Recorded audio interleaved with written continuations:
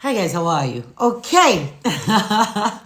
All right, guys. I see that you guys really enjoyed yesterday's story. Oh my goodness. Thank you guys. Anyway, today I'm going to be sharing another story. However, it's going to be sharing life moments. Shout out to you, Miss B. I'm doing your story. So this is it. Anyway, so guys, it is sharing life moments with Patricia. You already know I'm your host and I'll forever be your host. I'll be quick with this one. Now, it's an email that somebody sent to me yesterday, which said, "Hi, Magdalene.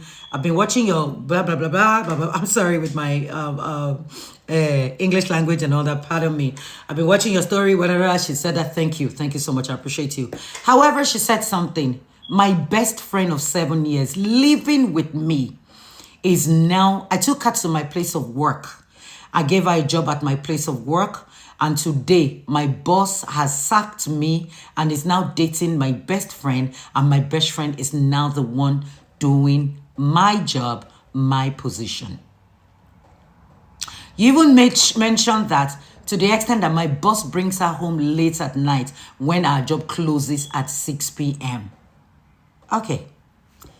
I'm going to tell you this, which is what I told you. I said, sorry, you're not my tribe. Because if you were my tribe, I do not mean it in a racial way. What I mean is you're not African. If you were African, it's a different thing. But you're not African. So you could have smelled the rat from a distance. And you could have known that thinking somebody, it's really not a bad idea if you go and give them a job in your, place of work. It's really not a bad idea. But you have to be well situated and seated first to be sure that, okay, you told me you've been working. I asked you how long. You said for 5 years. So your boss actually should know better.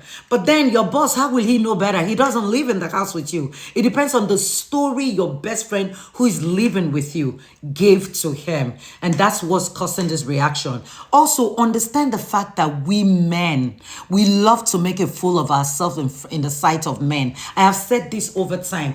That man is having a fun-filled day at you guys' own expense. And that's the truth. And it is until women realize this and understand this. Because he's sure having a nice time.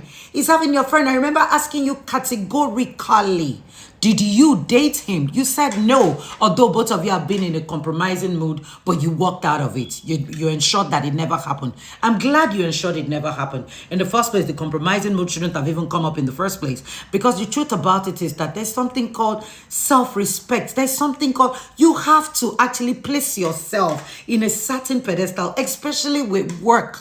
I always say this, work is not the best place to say you want to have an affair with your boss or you want to have an affair with somebody that works with you.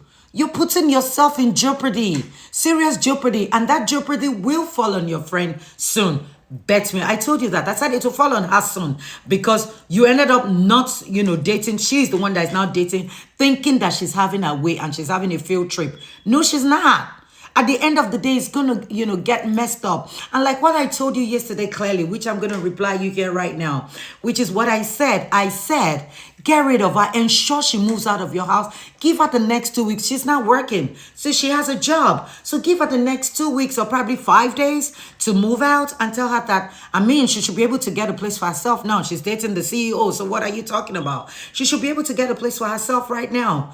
Honestly. So she should just move peacefully. And for you, get yourself another place. Just because one door closed does not mean another one it's not going to open. You have 5 years experience with him, which is a sweet thing. You've worked in other places, right? Which is what you told me. Yes. So go ahead and get yourself another job. Your boss had to let you go. You cannot dwell on that and start begging and say, what could be the reason? He's not giving you the basic reason. Is obviously what your friend told him. So we don't want to start asking or dwelling in, what did my friend say? No, you don't want to start asking that. So the best thing you want to do is that flush out the toxicity out of you. Go, let them go. Let your boss go. Forget them. Let them become history to you. Your friend should go, move out of your house. For your boss, all the best to him.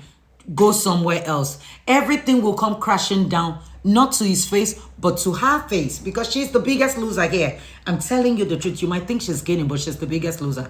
Because somebody else will come to work, and that same boss will want that somebody else. It's a fact. Which is what I tell we men. You can't be letting yourself so loose and so low like that. That's your boss. Keep the boundaries. At the end of the day, no one enjoys it. No one wins when we do that kind of a thing to ourselves. No one wins. It's always a, you always lose. It's a situation where you lose. And that's the truth.